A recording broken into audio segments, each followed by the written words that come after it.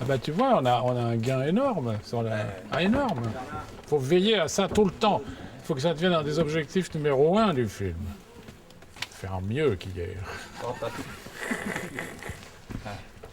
Pratiquement tous mes films sont construits de la même manière. C'est-à-dire qu'il y a toujours une attaque assez sévère, assez saignante. Et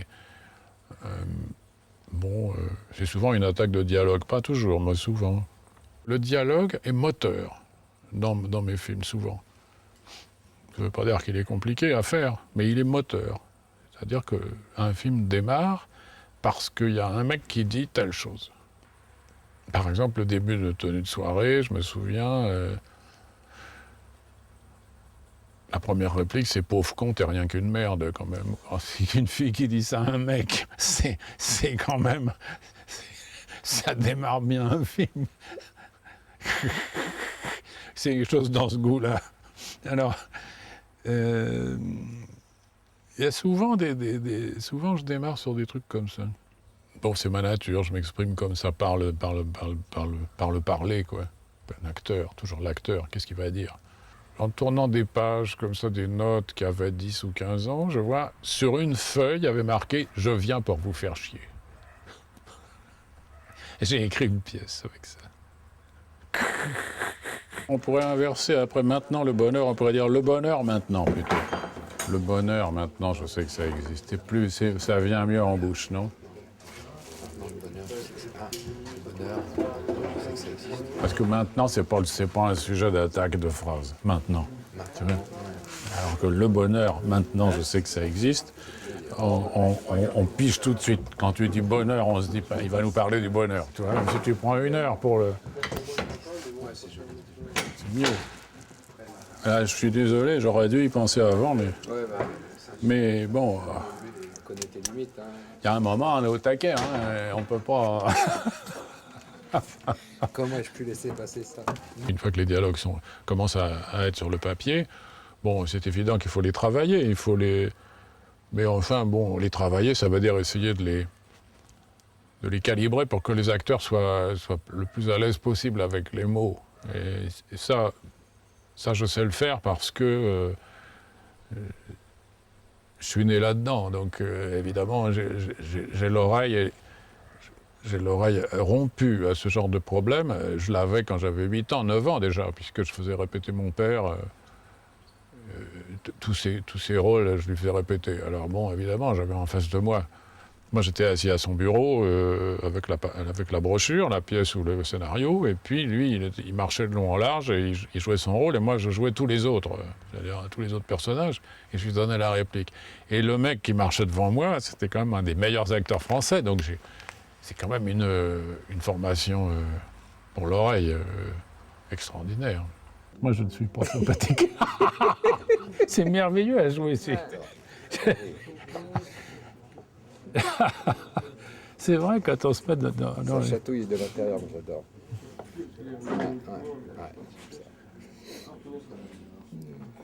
C'est pour ça que les acteurs, ils disent toujours oui, parce qu'ils savent que... Cette scène, par exemple, elle est venue facilement. Oui. Celle-là, elle est venue facilement. Parce que quand même, c'est vachement faux. On se rend jamais compte, c'est quand on apprend le texte qu'on se dit « Ah ouais, putain », parce que souvent on fait des erreurs. Et on se dit « Tiens, pourquoi il n'y a pas ça là ?» Puis on s'aperçoit que c'est pas possible. Donc il y a un développement, Non, mais c'est facile à écrire, c'est-à-dire que le premier jet est facile. Après, il faut travailler un peu sur la structure et tout de la scène. Non, mais sur les mots. Tu vois, moi je fais très attention aux mots. Ça n'a l'air de rien, mais c'est extrêmement écrit. Oui. Extrêmement écrit. C'est-à-dire que les acteurs, en effet, ne peuvent pas trop se gourer parce que tout est... Tu vois. Donc je sais, d'instinct comme ça, c'est comme une deuxième respiration. Je sais à quel moment il faut mettre le mot là pour que l'acteur ait une attaque plus dynamique, plus ceci, plus cela. Donc c'est vrai que quand les acteurs arrivent pour jouer mes dialogues, en général, ils sont contents parce que c'est bien fait pour eux, quoi. Ils en ont dans la bouche, quoi. Comme je dis souvent, une réplique, on doit l'avoir bien dans la bouche, quoi. On va pouvoir la sortir et s'amuser avec, comme avec un bonbon. Attention, rouge.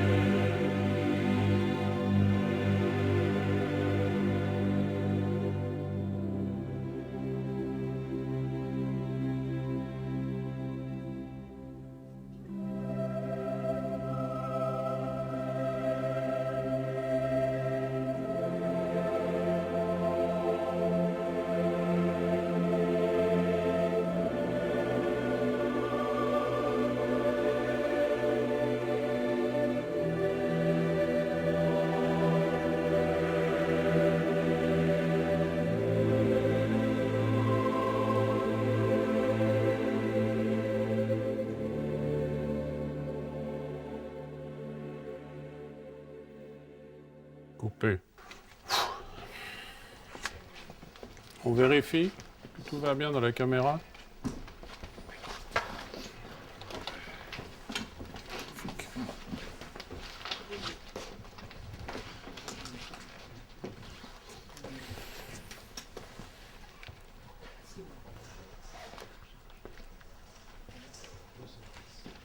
Ah. Oh là là, putain, ça monte, il n'y a rien à faire. Attends, c'est... Oh putain.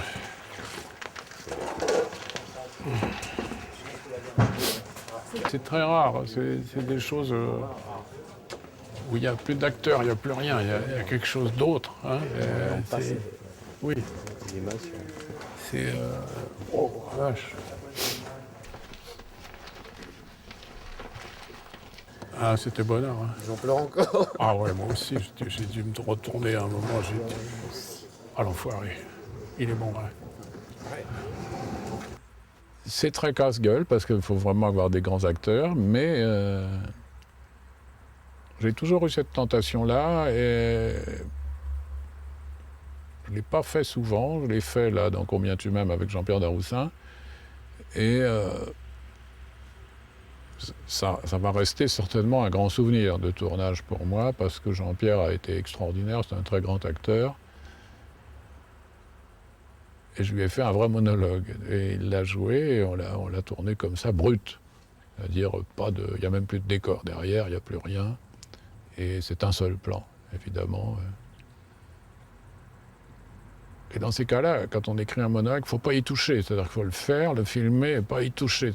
Jamais de contre-champ, jamais de montage, rien. Il faut que ce soit du brut, quoi. Il faut que ce soit réussi en tant que monologue.